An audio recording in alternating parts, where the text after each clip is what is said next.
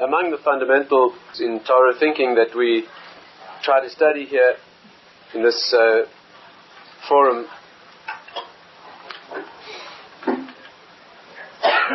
we also have to discuss some of the basic insights into character, personality building and control.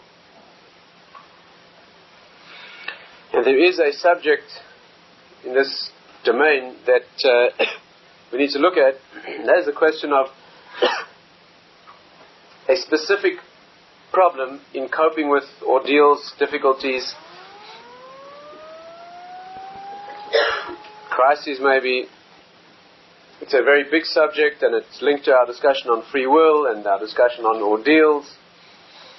But let's try to pick out a particular unique aspect of the subject, see if we can develop it more fully.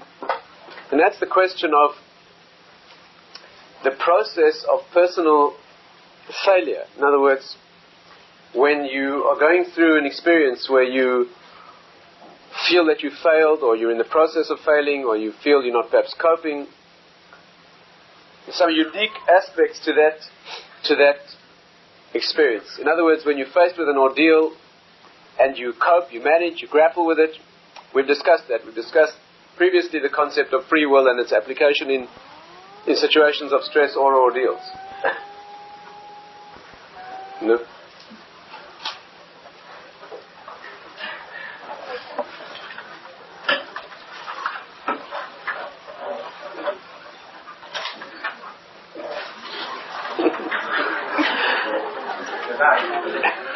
We all have had ordeals.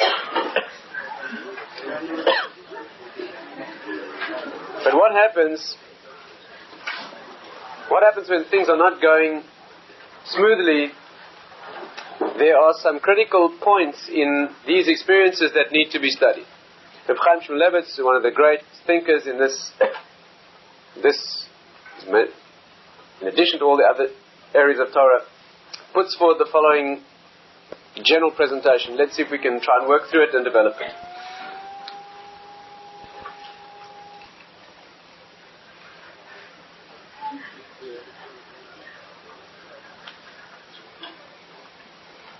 If you follow the process of, let's be brutal. Let's look at the process of people's failures. Let's look at the descent into complete failure. How does it go? So normally you find that the normal process is that the descent into collapse, that when you lose it and when you break down, and we're talking here specifically morally, that means we're talking in the moral area, talking about one's own personal development, accepting and living up to the challenges. We discussed previously, I'm sure you'll remember, the teaching, Jewish teaching, that free will applies really only in the moral area. It applies really only in the battle between right and wrong. We're not talking. Free choice is not meaningful in terms of technical choice. That's not human free will. Machines can do that. Animals can do that. The free will we talk about is the free will to grapple correctly with temptations where you know there's a correct path and yet there's a more sensuous or lazy or earthy material path, and it's in the battle between the higher self and the lower self that real free will is meaningful. The normal pathway of failure in that area is a gradual pathway. Now let's try and understand this. Let's first map out the territory and then go through it slowly. The territory that we want to explore this evening is that when things go wrong and people crash and people eventually end up doing things that are very low, or people end up losing their direction in life entirely and destroying their lives, usually the process is gradual. But there are some unique circumstances in which the process can be rapid. That a person can go instantaneously from close to perfection to complete and utter collapse and destruction. And that's a specific danger that needs to be highlighted and understood. So let's see if we can analyze that process. First of all, why is the process of collapse usually slow? Why is it that when you lose your status, you lose your spiritual level, why does it usually happen slowly? The usual reason is, the usual process, the reasoning behind it is that when you're holding at a level of greatness, you've accepted certain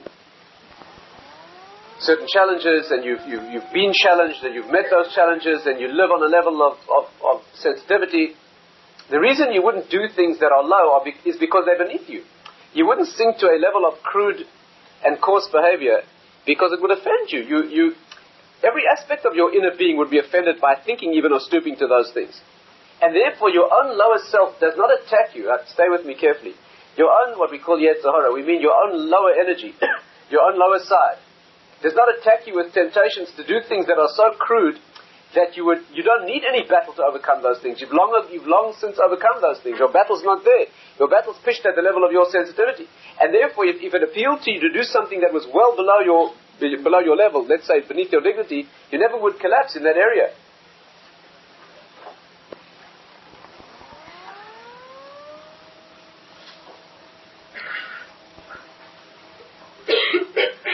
Need some illustration. You are all very morally refined individuals. Right? No question you wouldn't be here otherwise. And no doubt being here has even improved that level. Now, with all this incredible sensitivity, you walk out of here this evening and you're walking pensively down the road, thinking your spiritual thoughts, and you happen to walk past a jewelry store. And there behind the glass is thousands of pounds worth of goods. And lying on the pavement is a brick. It'll be the work of a moment to heave the brick through the window. And would you do such a thing? You wouldn't even consider such a thing. You'd be sickened by the thought of such a thing. Why? You don't steal. You would never stoop to that. Theft, stealing, is well below your level. Right? Well below the level of your own personal battle. You wouldn't do that. But you would, perhaps, steal in circumstances that are more refined. Why? Because in every sin, in every area of Avera, there is a possible temptation and collapse that is relevant to a particular individual. You no doubt at a level where throwing a brick through a store window and grabbing the goods and running off down the road is absolutely unthinkable. But how about if you work for an employer and you occasionally make a private phone call? I'm not going to ask for a show of hands, but if you work for someone and you make a private call, that's not simple. It's not simple at all. First of all, there's the cost of the call. And secondly, there's time that you spend on your private call while you're being paid to work for this employer. There's two actionable elements of stealing according to Jewish law. Now, it could be, in most employment situations, but there's no end to this. If you wake someone who's sleeping, you'd never steal. But if you wake someone who's sleeping, according to Allah and Jewish law, it's considered stealing. And it's a very difficult form of stealing because you can't pay it back. So if you're inconsiderate when someone's sleeping, you make a bit of a noise and you wake him up, it's a very serious, tangible transgression in the area of stealing. And some people who are refined enough that they would never consider throwing a brick through a store window wouldn't even be sensitive enough to even realize that they'd done that. That takes a higher level of sensitivity. Could be that when you make a private phone call and you work for an employer, probably according to Jewish law, to halacha, in most circumstances, probably that's not considered stealing because it's tacitly understood by the employer that you're allowed to call home occasionally. That means that I've no doubt that in a town like this, most employers, when they employ someone to work for them, they understand that the employee is going to occasionally call home, and it's the kind of thing that you would do in front of your employer because are you with me? It's tacitly accepted, there's no problem, and therefore that would not be considered stealing. How about long distance?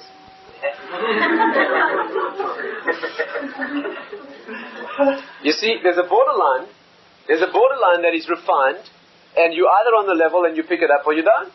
But there's a level for you, whether it's waking someone who's sleeping, or whether it's intruding on someone's thoughts when you shouldn't, or it's making a phone call that's really, or it's taking a few minutes off when you're working, when really It's not lunchtime, and it's not this, and it's not that. You really should be working. And therefore, the way the process goes of collapse is that you don't have a refined individual who suddenly, heaves a brick through a store window and behaves like a common criminal. It doesn't happen that way. It does not happen that way. What happens is the individual is very sensitive and they're proud of their level, and then they fall by almost intangible error. And once they're on that level, the next almost intangible error is more acceptable, and then they do that. And eventually, after a long set of steps, each one almost imperceptibly different than the one before, they could end up doing almost anything. But it goes slowly. It goes slowly. You get chipped away slowly, your level. That's the way it goes. That's the way it goes. There are exceptions. There are a number of exceptions, each of which needs careful, separate discussion. But that's the general pattern. Now, if we look at life, we will see that sometimes this rule is broken. Sometimes this rule is broken. Let's look in Torah sources and see examples of that contravene this rule. See if we can understand them, because if we do, we can extract from them an amazing principle in life, in self-control, and in maintaining stability in life. Let's take a couple of examples. Again, we'll have to work through them carefully, but let's understand. One classic example is the sin of the golden calf. Jewish people were in the desert. They reached a level of incredible spiritual greatness. They merited receiving the Torah. The lowliest of that generation, it says, saw more than the highest prophet ever saw subsequently. Tremendous level. And then, virtually, loosely speaking, moments after they received the Torah, they worshipped a lump of gold. Idolatry. How did people at that level sink to that level in one step? That's the problem. We're talking about a generation that was higher than any other generation in the history of the world. Some few million Jews who merited to elevate themselves to the status of seeing Hashem directly, receiving the Torah personally, and then within moments of that, so to speak, they worship idolatry. Idolatry is the lowest sin in the Torah. It's the most serious by far. There's no question about it. It's the source of all negative commandments. It's the direct going against the purpose of what a Jew is supposed to be here for in the world, which is relationship with Hashem. It's the counterpoint to that. It's the source. It's one of the three things that you have to die rather than do. And in fact, it's the source of the other two. They sank from the level. How does that happen? How does that go in one step? Person who commits idolatry is surely somebody who's gone through many, many, many difficult experiences and finally end up. How did they go in one step? First of all, there's a very difficult aspect to this discussion which we don't really have time to go into fully now, but we have to say it in order to, and that is a full and separate discussion, but just to mention it briefly, you have to realize that the form of idolatry they committed was not the crass and crude picture that we have. If you think that those incredibly great people saw Hashem at one moment, they raised themselves to the level of being the generation that could receive the Torah, and then the next moment they bowed down to a shape of gold, and they said that this is the God that created the world, those are not people with a religious problem. Those are people with a psychiatric problem. That's inconceivable. Right? That's inconceivable logic. You have to understand that kind of idolatry, you're talking about a primitive islander somewhere in the South Seas who, carves a shape out of a piece of stone and then tells himself that it created him. Right? That form of idolatry. If that's what you picture they were doing, then there's no rationale at all that can begin to understand this. And therefore, we have to understand that the idolatry that they committed was idolatry.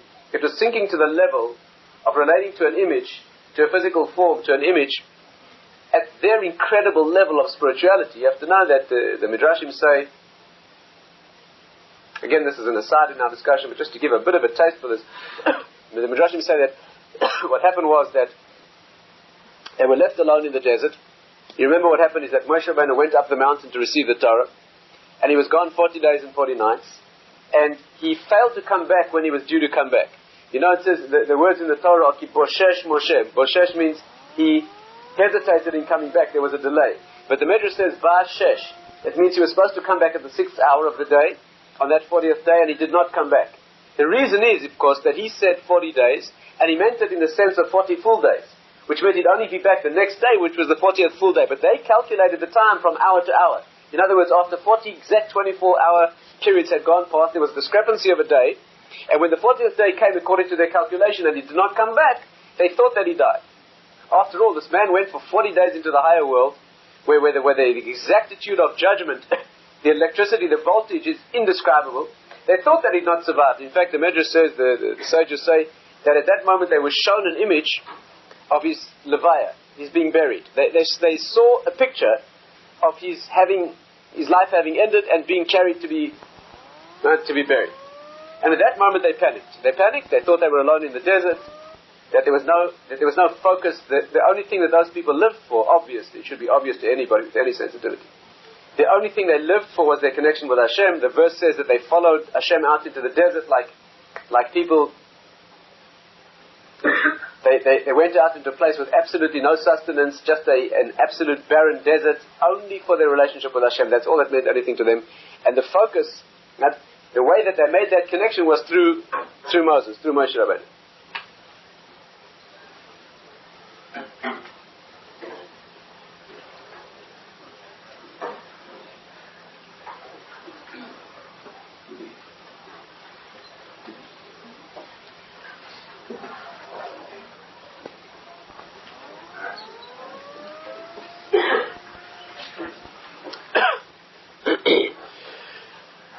Their connection with what they lived for was only through a specific focus.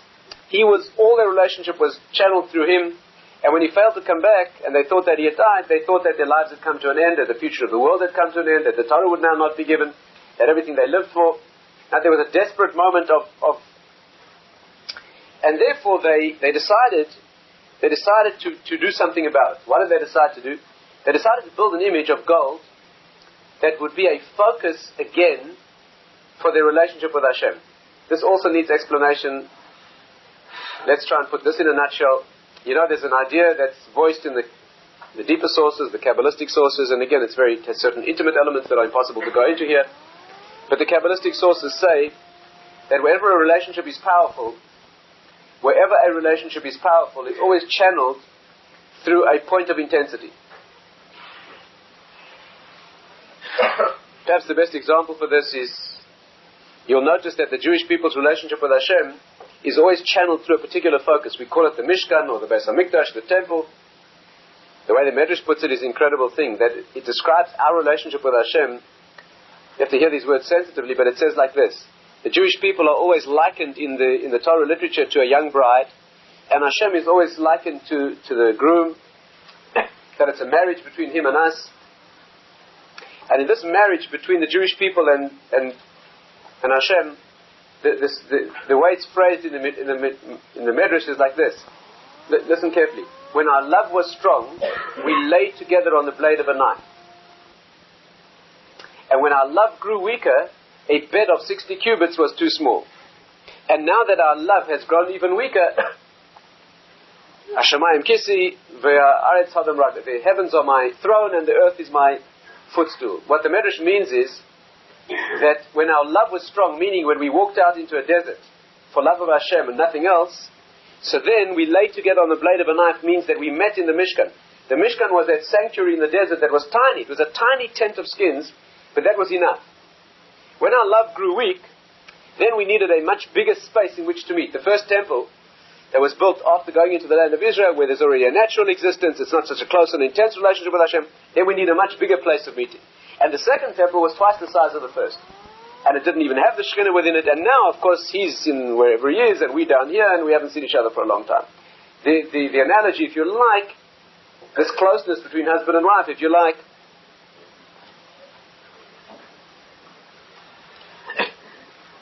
the analogy is that when two people get married, you cannot squeeze them too closely together. All they have is a small basement apartment someplace, but that's enough. And the more they're together, the better, and it's fine. But after a little while, and their lives progress, he moves into the east wing, she moves into the west wing, and even then their paths cross too often. And finally, dissolves, disintegrates. That's what the Medrash is saying. When our love was strong and things were young and intense, we met in a very small place of meeting. And later, as things, Jewish people have arrived at the level that we've arrived now. But that's what it means. However, when the love was intense, we met in a very small place. In fact, in the Mishkan itself, the voice of Hashem spoke from in the inner sanctum within the Kodesh Kodashim, and there it spoke only from between the two golden kruvim. The two golden images that were commanded to be built there. The Jewish people knew this. They knew that the focus always goes through a certain point of intensity. Why this is and how it works in the Kabbalah is not the time to go into, but that's what they knew. The focus until then had been Moshe. When he disappeared and they thought that he died, they took emergency action to rebuild the focus. And they did their best. After all, they built an image of gold. Why did they do that? You know how close they were to getting exactly correct? What happened shortly after that is they were given a commandment to build an image of gold. The two golden kruvim. Why? You know, the mystical sources say that there are four corners to the chariot. What the chariot is also not time to go into now. But there are four corners to the chariot. The four corners are the face of a human, an eagle, a lion, and a calf. And they chose one. They chose for certain reasons, they chose that one. In fact, they were very close. It was another corner of the chariot, the human form, that they were commanded to build. That wasn't idolatry, it was a divine command to put those two kruvim inside the Mishkan. Right? So all they were trying to do was preempt that, that's all. The idolatry, you have to understand this. This was not idolatry of people bowing down to a lump of gold and saying that it made the world. These were people trying to make an image that would provide the focus for their relationship with Hashem. You have to understand that the sins of people in Tanakh were always done at their level of incredible greatness. They weren't done at the level of this generation. At their level, that's what they thought was the emergency way to fix the situation. But at their level, it was idolatry. At their level, it was the formation of an image that they had not been commanded to make. And at their level, it was absolute idolatry. Not at our level, you have to understand that. And that's again a discussion for another time. We entered that. We began to discuss these things once before. But the point to remember is like this. You don't judge them at your level, you judge them at their level. But at their level, it was idolatry. At their level, despite all this rationalization and all this discussion of how incredibly great it was, and how close to the truth it was, but for people at that level, when they fell that much, that was the end. That was the end. And therefore our problem, let's come back to our problem, how did they fall from the level of the most indescribably sublime greatness of relationship with Hashem? How did they fall instantaneously? Within moments, they panicked, yes. And then they fell to a level of, right? Are we together? We understand the problem? Why didn't they ebb away slowly? How is it that in one moment they ended up, one moment they were speaking to Hashem, there's no sublime generation of all, and the next moment they were caught worshipping idols? And here comes the explanation, and this is the principle that has to take us through this whole discussion. When you panic, when you think you failed, when you're emotionally unstable, when you have a crisis of emotions or identity, you can do anything. You can fall to anything instantaneously. And that's the moment to watch carefully. When you're strong, and you're morally strong, and you're psychologically strong, and you're emotionally strong, and you're tempted, you may fall a little bit. When you're weak, and when you're down, and when you're depressed, and when you've got a sense of failure, you could do anything. When their balance was shifted, when their stability was threatened, when they felt they were a people alone in the desert, they'd lost everything they lived for, in that moment of panic-stricken search for... Let's continue. There's more to this. It's not only, you have to understand, it's not only that when you have there's a crisis of identity, but there's more to the subject. Let's build it slowly. Let's take one or two more examples to understand. Example number 2. During that same generation, there was a man, it's described clearly in Chumash, that as they were going through this desert experience, there was a man who, the Gemara says, Chumash says, the Gemara explains, it says he went out, right? It says, Vayetze ish, a man went out, a man, the son of a Jewish woman, went out and he began cursing. Cursing means, in English you call it blasphemy. In Torah we cannot even bring ourselves to say cursing whom. So the way it's expressed in the sources is blessing Hashem. But it means the opposite, of course. It's a euphemism from the opposite. It doesn't mean blessing. It means cursing. That's what he did. Now the question is, how did he do that? We're talking about a man great enough to receive the Torah. One of this generation that we've just been discussing. How did he reach a level? How did he merit to see that incredible revelation that he saw and then go out and deny in the most not just atheistic, but the most violently negative terms? How did he do that?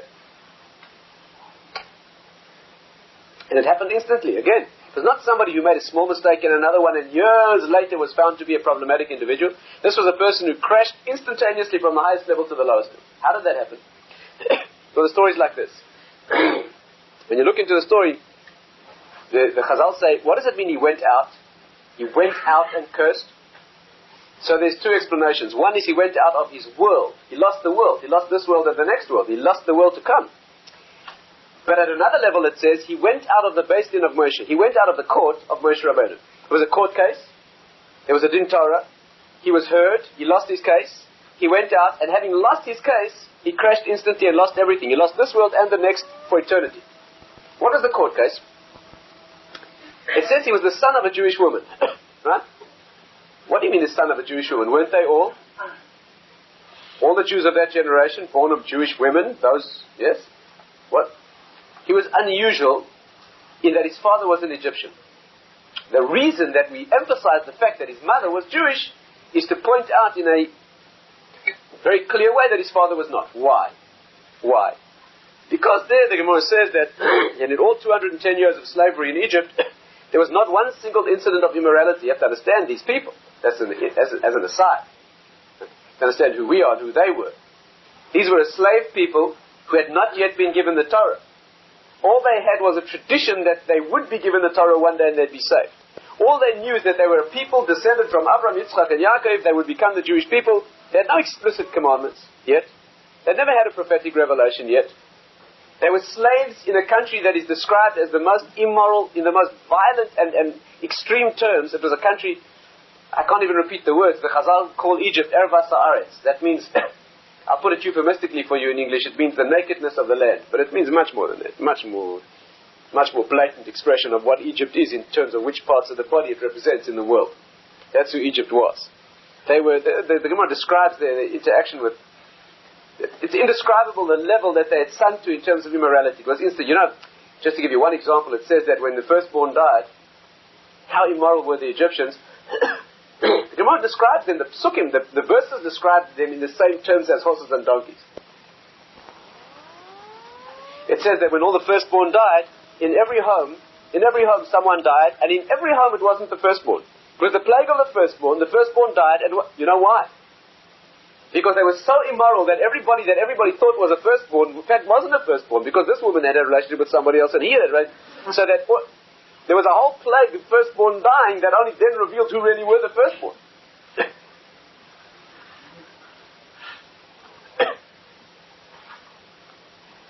And in that environment, there was a nation who were enslaved by these people, in that context, in that social context, in that culture, and they were at the power and mercy of these people, and there wasn't one incident of immorality. Do you know what that means? Do you know what you have to understand what kind of a people we come from, who we once were. 210 years of slavery. And imagine what a Jewish woman could have gained for herself and her family if she had succumbed to some temptation in some Egyptian home. And she never did. Nobody ever, not one incident of immorality in all those centuries. How many seconds go by now in this generation? How many seconds without an incident of voluntary, let alone coerced immorality? You have to know where we're holding. However, how do we know this? Because the Psukim tell us that in this incredibly elevated level, there was one woman who had a relationship with an Egyptian man. And the reason that it's mentioned is only to show you that there was only one. And even with her, it was an accident. How was it an accident? Because she was a little bit immodest, only at an incredibly refined level. And the Gemara there describes what her immodesty was. It was a level that for anybody in this generation would be an incredible modesty. But it was enough. It was enough for an Egyptian to notice her in a way that no Egyptian ever noticed any other Jewish woman. And because of that, one night she impersonated her husband. She didn't know. Eventually he had a relationship with her, and a child was born who was a Jewish man, because he was born from a Jewish mother, but his father was an Egyptian. And it was the only incident. What happened with this man?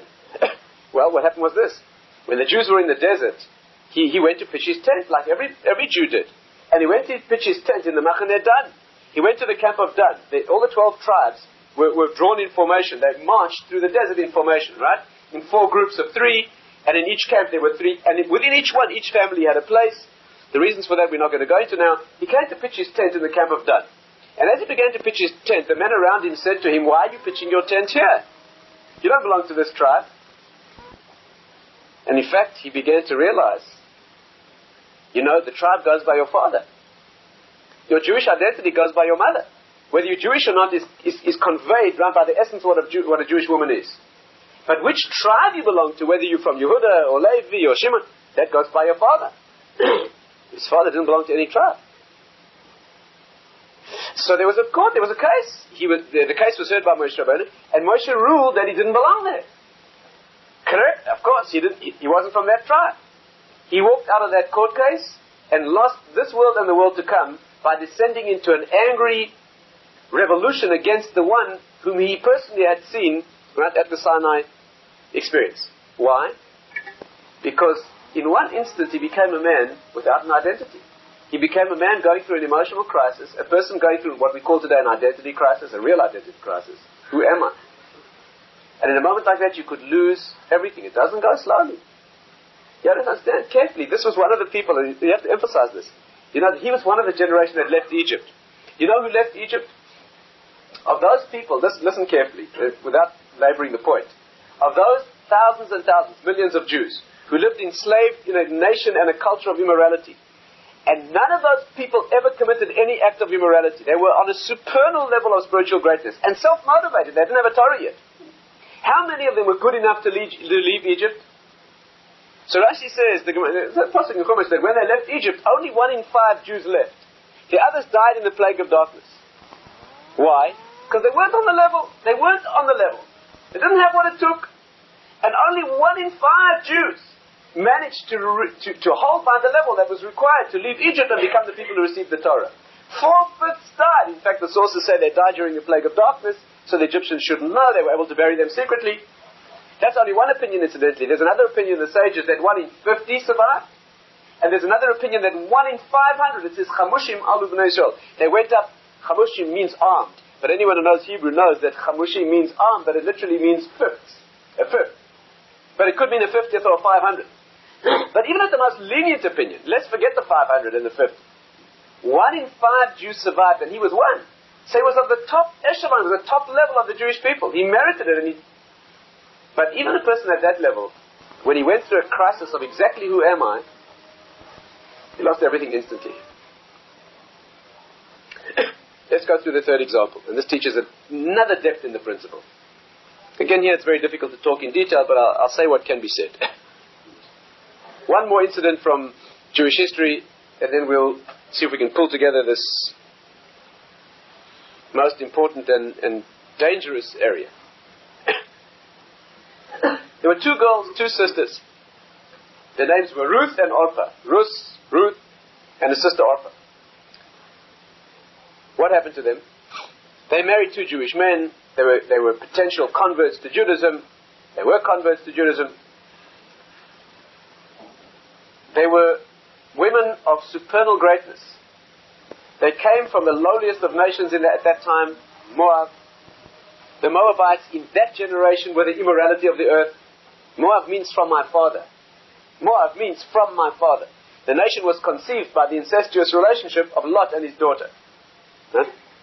And this girl, after having an immoral relationship with her father, she named the child for the immorality.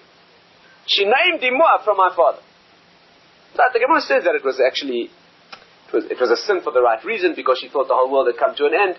But the point is that nation arose from that immoral, that incestuous relationship. They became the nation of Moab. They were absolutely steeped in immorality. And these 2 girls were princesses in that nation. Ruth and Orpah, 2 sisters, they were princesses in that nation. And when 2 Jewish men arrived, Machlon and Chilion, they saw the spirituality, their hearts led them to cleave to them, and they bonded to them. That's what happened. Eventually the men died, as I'm sure you all know the story, and they were on their way back to Israel. In an act of tremendous heroism. That means they were left destitute, their husbands had died, their father-in-law had died, and Naomi, the mother-in-law, was leading them back. They were coming back along the road to Bethlehem from the Moabite side, and as they walked along the road, they came to a moment of crisis. Naomi turned to her daughters-in-law and she said to them, go back to your people. Go back to the people. In fact, it's from this discussion that we learn how one is obliged to turn converts away. They wanted to become part of the Jewish people, and from here we learn that in order to ensure that a convert wants sincerely to become part of the Jewish people and not for any ulterior motive, we have a law that we try very hard to turn them away. Only a convert who fights through that discouragement and comes anyway is allowed to convert. This is the source of those laws. But she turned to her daughters-in-law and she said, you go back. Go back, what do you need it for? You need to be part of the Jewish people. We are persecuted people. We people who throughout history will be persecuted. We have laws that are very, very constricting. They're very demanding. What do you need it for? Go back to your people. You're princesses. You could marry anybody. You can have the riches and go back and be moral people among your people. And there was a moment of crisis. So what happened? It says after they had this discussion, they stayed with her, they moved with her, and finally at the final moment at the border, critical border of Israel, it says that the two girls behaved in the following fashion. It says, Orpah kissed her mother-in-law and turned back, and she went back to her people, Verus Davkapa, and Ruth cleaved or clung to her mother-in-law, and she moved with her across the border, and she moved into the Jewish people, and she became the great-grandmother of King David, which means that from her came the Mashiach, the Messiah. You have to understand this. This is a girl who came from Moab. She came from the most immoral nation on earth at the time, born of an incestuous relationship, and converted to Judaism and merited to become the mother. In fact, the Gemara says that when King Solomon reigned, she was alive, and she sat next to his throne. They said 3-4 generations later, when King Solomon ruled, through that incredible period of history, when the Jewish people were absolutely at peace and at the pinnacle of our greatness, she sat next to this. She merited to see that. Right? That's who she became. And Orpah, what became of her? Now you have to understand, when two sisters are mentioned, it means that they were equal in greatness. The equal potential. One of them became part of the Jewish people and the forerunner of the Mashiach. What happened to Orpah? You know that the names tell you very beautifully. You know what the name Orpah means? In Hebrew, if you know Hebrew, Orpah means the back of the neck.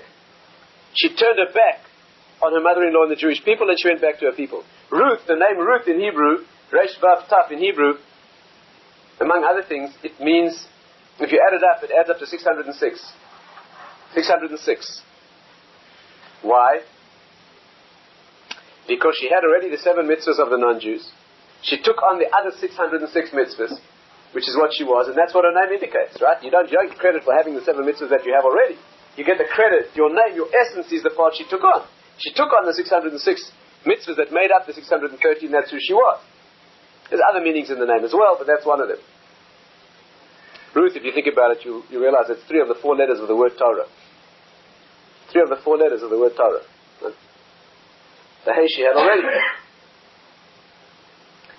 She took on Torah. It means many other beautiful things. That's what happened to them. So let's understand carefully. These 2 women of equal greatness, Ruth became the great-grandmother of King David, one of the greatest human beings who ever lived. What happened to Orpah? It's very hard for me to find the words. I'll just say this. The Medrash said that she went back to Moab, and that night,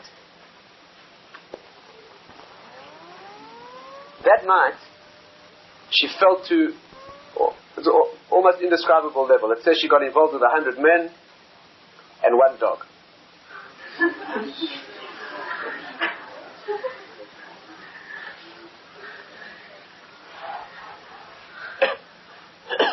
Now you have to understand this. Not only did she fail, and fail as a woman, but she failed in immorality. Do you know what Ruth's greatness was? You have to see the diametric opposites here. Do you know what Ruth's greatness was? Ruth came from a nation of immorality and immodesty, and she merited to become the great-grandmother of King David because of her modesty. Not just that she rejected the values of her people, but she rejected exactly the specific heart of what her people's values were. You know, the Gemara says, again, it's a long story, but the Gemara says that when she came to the Jewish people, absolutely destitute. In fact, if you look in the Megillah, it says that they were walking on the road to Beit Lechem. It says, Derech Beit Lechem. They were walking on the road. Rashi, with his super conscious ears, picks it up and says, what do you mean they were walking on the road? Of course they were walking on the road. Where else? Where else? You come from Moab to Beit Lechem, you walk on the road. So what does it mean? Rashi says it means they were so poor they didn't have shoes. When it says walking on the road, it means on the road. That's what it means. She exchanged the riches of being a princess in Moab for being a total, destitute, devastated person with almost no hope of ever remarrying. In the Jewish people, the expression used in the Chazal is better to be the head among foxes than the tail, to be a tail among lions than a head among foxes. Why did she merit this greatness? Because she came from immorality and became moral. Again, it says that, for example, when she finally got married, it was to Boaz, who was the leading sage of the generation. How did he notice this girl, this convert to Judaism? How did he notice her? He noticed her because of her morality. Men in those days noticed women. You have to understand this. Men in those days noticed women because they were modest. They didn't notice women who were immodest. Women who were immodest caused their eyes to move away. Women who were modest is what caused the Jewish man. Why? Because she came to glean pickings in his field. Right? She was so poor, the only way she could survive, she and her mother-in-law, was she walked after the reapers. You know, there's a law in the Torah that when Jews reap a field, you have to leave all the ears of corn that drop. You may not go back for them. You have to leave for them for the poor. So Ruth was reduced to a level where the only way she could survive was going among the poor people and picking up this royalty. This girl had been a princess. The only way she could survive was she went to pick up the ears of corn. Boaz noticed in his field that when the poor people went through the field, this woman bent down to pick up the corn more modestly. She kneeled in a way that you may be sure that all the Jewish girls of that generation, they were extremely modest. You may be sure. Not like today. You may be sure that whatever they did in the fields, they didn't expose any of themselves. But Ruth was more modest. By the way, I don't know what you're laughing for. Because Jewish women in this generation are immeasurably above Jewish men.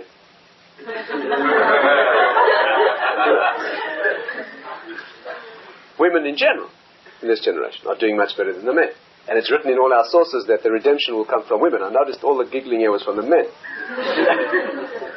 All the sources say that when the men have lost it beyond hope, the women will still pull through. And it's the women who saved us in Egypt, and they saved us at Hanukkah, it was Yehudis, and at Purim, it was Esther. So we're all at an abysmal level. But they're at the top of the abyss. And we're at the bottom of that.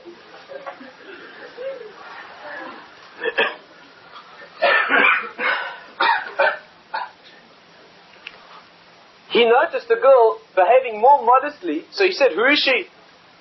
And when they told him that she was Ruth, who had converted to Judaism and she came from Moab, and eventually married her, and who came out of them was David.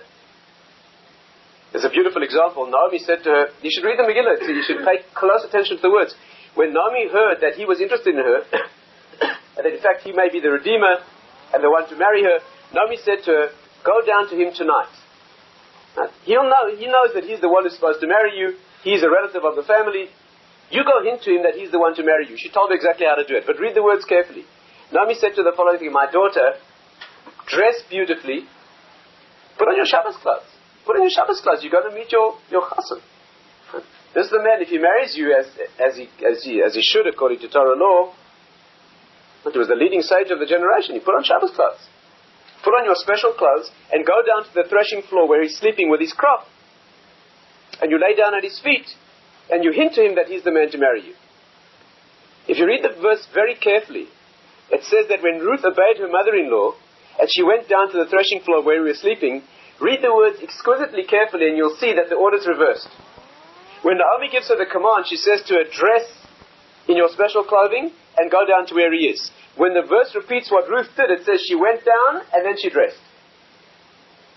Again, her mother-in-law said the natural thing, get changed, go down at night to where he's sleeping. That's not what she did.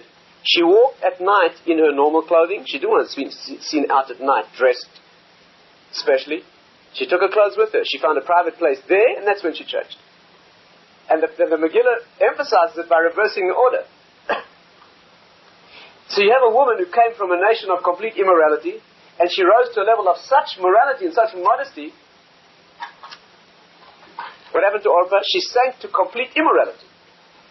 She didn't just sink and become a failure. She sank into the same zone that Ruth had rejected. There was a complete polarized opposite. In fact, we don't have time to go into it. You owe it to yourselves. You can't call yourself a Jew unless you've been through at least some of the primary sources yourself. Do you know what happened a generation later? What happened yet? Be aware of these things. What happened a generation later? 2, 3 generations later. Who came out of Ruth? David. David.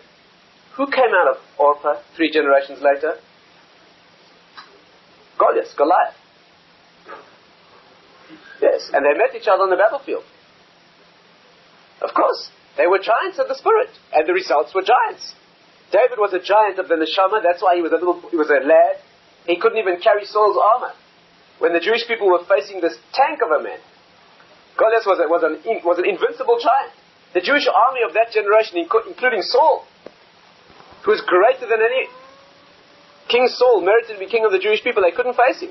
And every day he came out and taunted the Jewish people. Can't you send a man to fight me? And the whole Jewish army, totally fearless individuals. They couldn't cope. Nobody could. So David arrived at the battlefront. He came to bring food to his brothers. And he said, what's the problem? I'll fight him. So they said to him, well, his older brother, the Chazal said that his older brother was disqualified from becoming the king of Israel because once in his life he said an angry word, and this was the moment. He said, and you're a boy, how can you fight him? And he faces the giant, the descriptions of how big he was and what he was. And if you remember carefully the verse, here stands David, the son of Ruth, woman of such indescribable modesty, and he's facing this giant of a negative force who comes out of the polarized opposite of what his mother and grandmother had sunk to. You remember the words? It's hard to say too much, but what are the words that Goliath uses when he sees David coming out to meet him?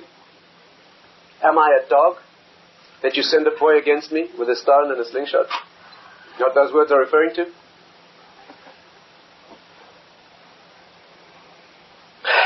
Anyway.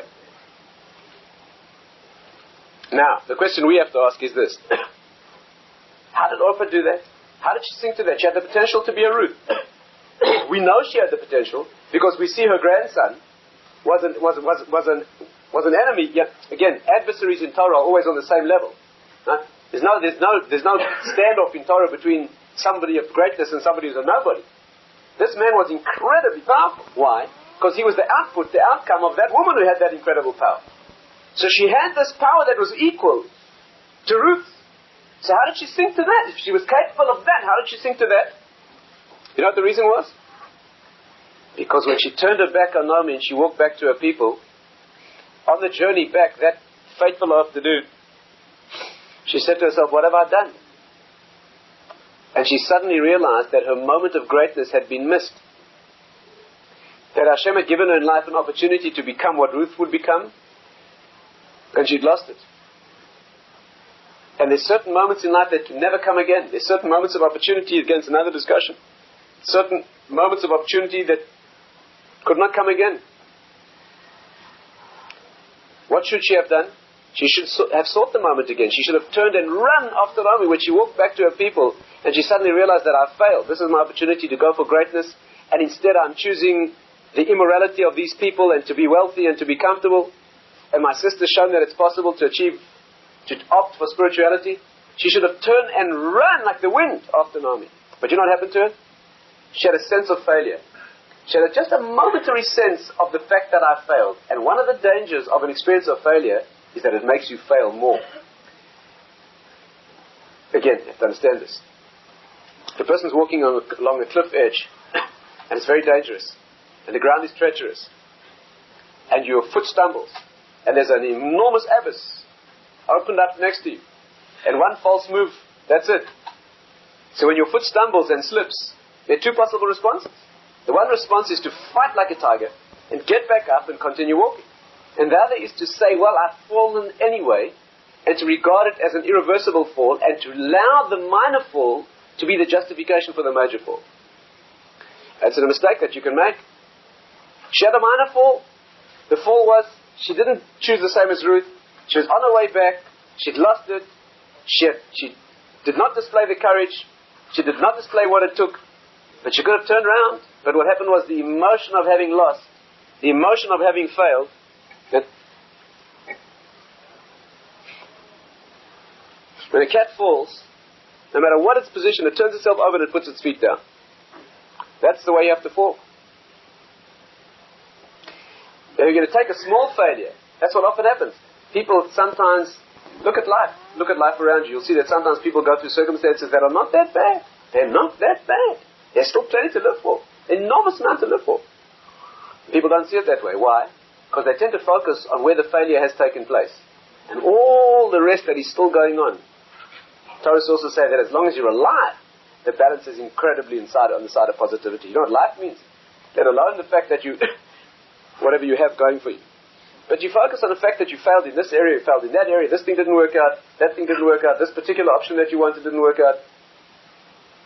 You go to pieces, nothing else is. And then you use that emotion of having begun a fall to dash you into total destruction. That's what happened. She lost it. So in summary, when there's a moment of crisis, whether it's a crisis of emotions, crisis of emotional stability, when there's a crisis of identity, exactly who am I and where am I going, and is this road correct, and why has it been altered? And particularly when there's not only a crisis, but there's the beginning of a sense of failure. Not only is it a crisis, but I've already responded in the wrong direction. I've already responded incorrectly. There's been a fall here, and I've sunk below my level, and I've done something I shouldn't have done. But that's not a reason to give up. That's not a reason. The way the lower self works, you have to understand this, the way the lower self works is it does not fight clean. It doesn't fight clean. It hits you when you're down. That's when you're an easy target. That's when it goes for you. Your Yetzirah doesn't come to you when you're feeling fit and fighting and fresh. It doesn't come to you then. It comes to you when you're depressed. That's when it hits you. It knows that you're invulnerable when you're feeling good. It doesn't bother with you then. It waits until you make a tiny slip and you get feeling as slightly negative. And you're going through a difficult phase and you're exhausted or There's a fight to the death. You have to understand, life's not a game. Life is possible to be life, and therefore you have to overcome the possibility of death. The battle that goes on within you is a fight between life and death. It's not a game. It's not fair. And no place in the book does it say that this battle has to be fair. The lower self is not fighting fair. He's looking to fight unfair. That's why he is what he is. Let's speak for just a few minutes about the correct response to these situations. What's the correct response? I want to share with you one example. I'd like to share with you one example of a person who fell and put his feet down like a cat and fell correctly. I want to describe to you somebody not who fell a little bit and allowed it to make him fall a lot. I want to describe to you somebody who fell a lot and had only a little bit left, but he saved a little bit. Never mind somebody who sort of tripped and stumbled and he caught himself and he climbed back up. I'll share with you a story of somebody who lost everything in the most extreme terms. And all that was left was one tiny little almost nothing. But he maintained that and he climbed all the way back up. The Gemara says like this. Again, it's also long, many details, but I'll just compress it for you, try to illustrate the point. This is totally beyond human understanding. Again, do not even think of beginning to ask any questions about this. You study the sources yourself. The depth of this is beyond human understanding. There's many, even the beginning of what this means is way beyond the scope of this discussion. But I'll illustrate at least what's possible. The Gemara says that King Solomon, Shlomo HaMelech, himself, once went through a fall. He once fell. What happened was this. Again, the details are complex, but when he was ruling the world, ruling the Jewish people, which meant, in fact, ruling the world, at that time the Jewish people ruled the world, kings and queens of all the nations came to pay homage to the Jewish people. It was 40 years of total universal peace on earth, run according to Torah. In the sources it says that it was the highest point that the world ever reached in its history. It was the only approximation to a perfect world, a universally perfect world that ever was.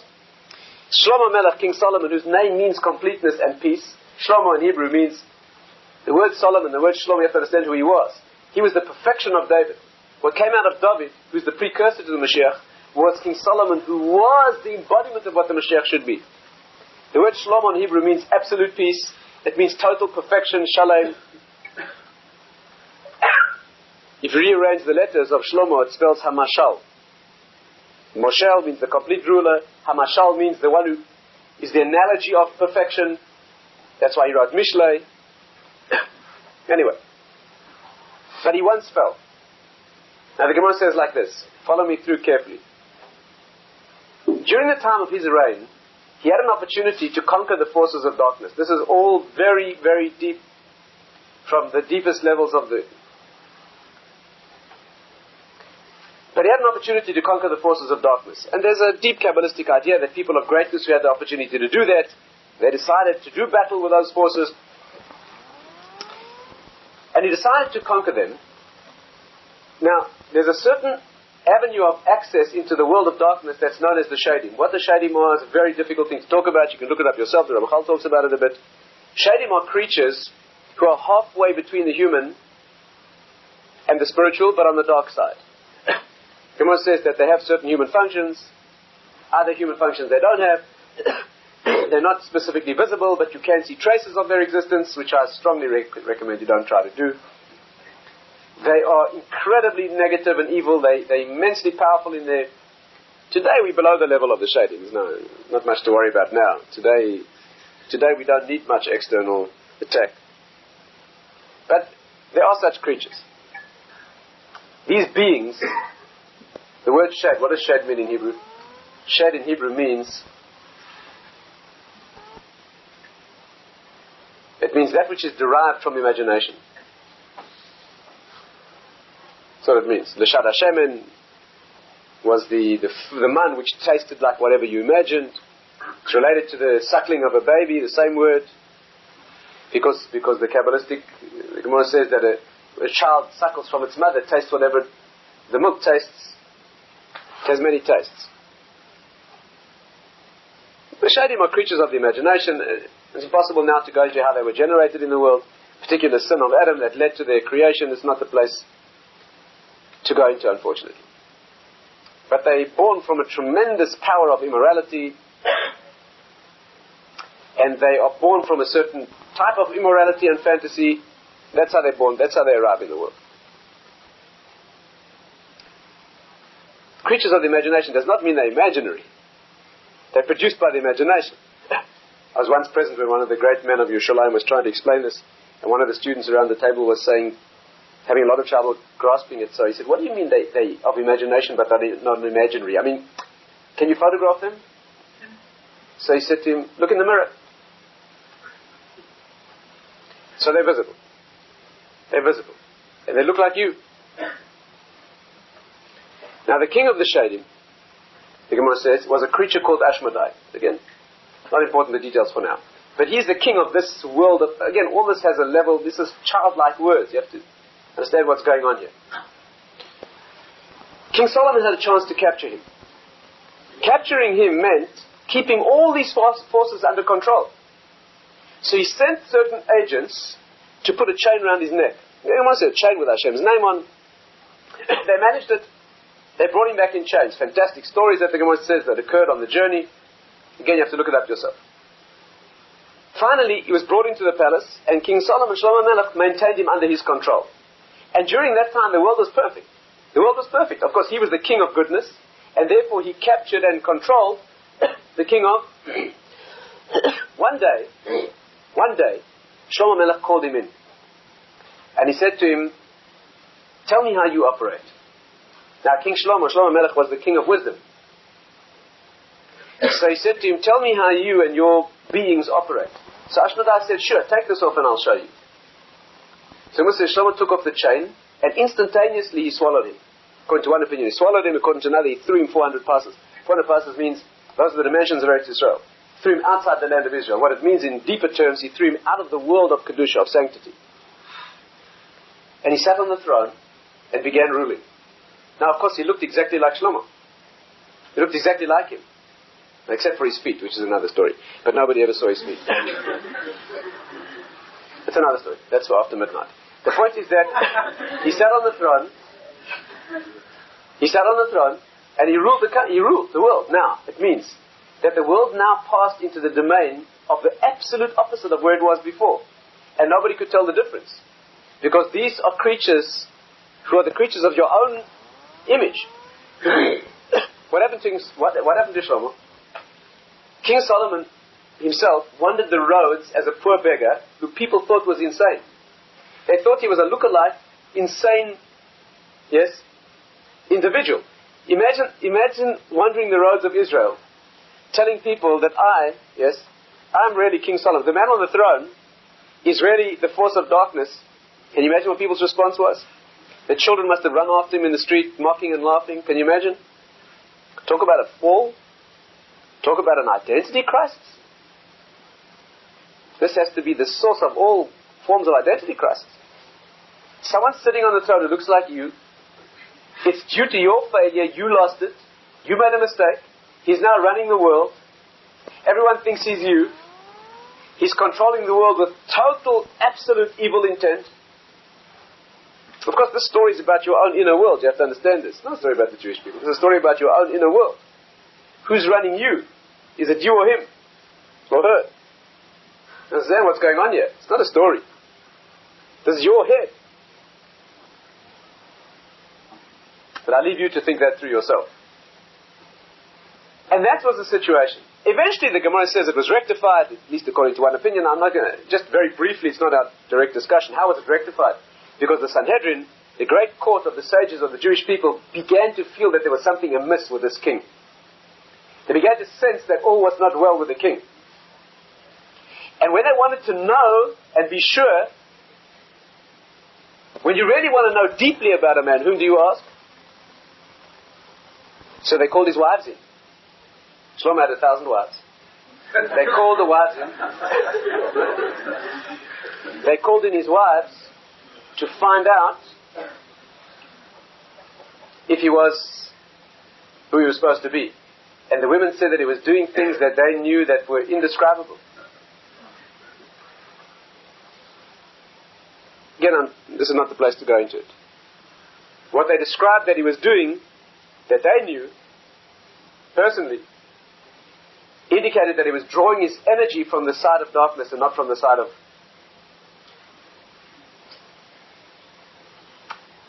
It's very beautiful to understand exactly what he was doing, and I'll just say one word for now that in this kind of company perhaps one can say, is that the women said that one of the things that he was doing was when he would invite one of his wives to come to him, one of the women that he was calling was Bathsheba. Bathsheba was his mother. Bathsheba was his mother. When the sages heard that, they knew exactly what was going on. But that's not our story for now. What our story for now has to focus on is what happened to King Saul, what happened to Shlomo himself.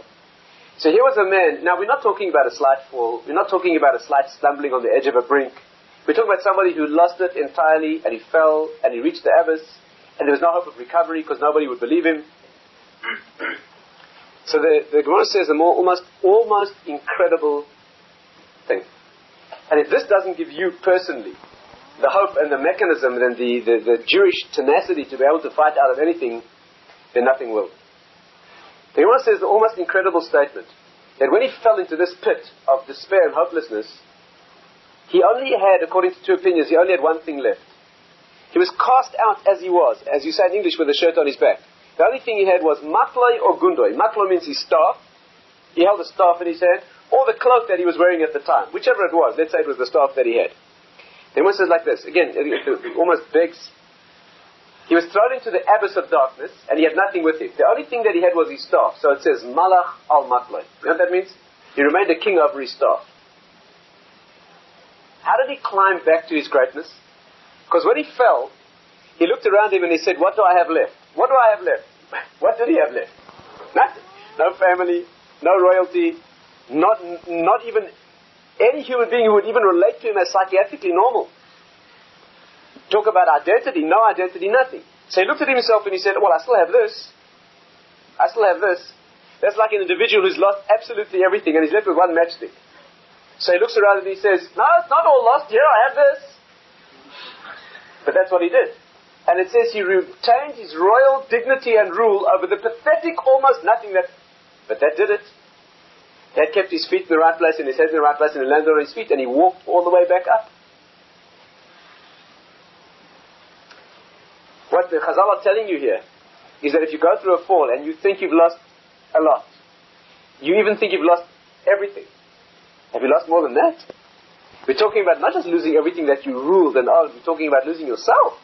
In your own inner being you've lost yourself. And you've given it over to the worst thing that can be.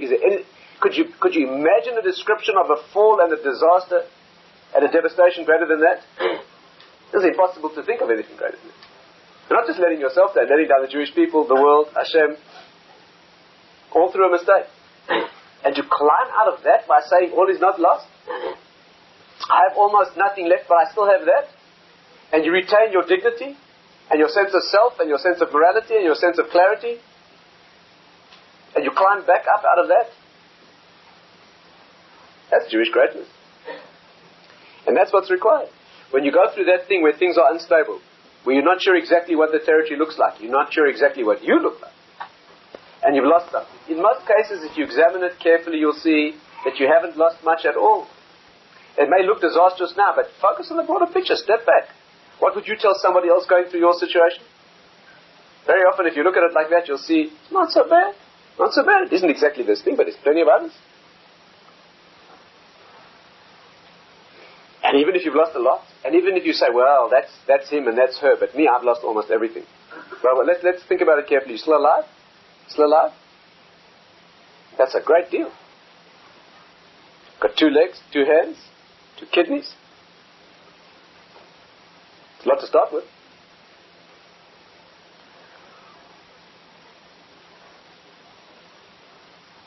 And therefore, the first step is identifying this pathway, knowing that a fall or an error can be disastrous. There can be a destabilization emotionally that can cause a disastrous fall.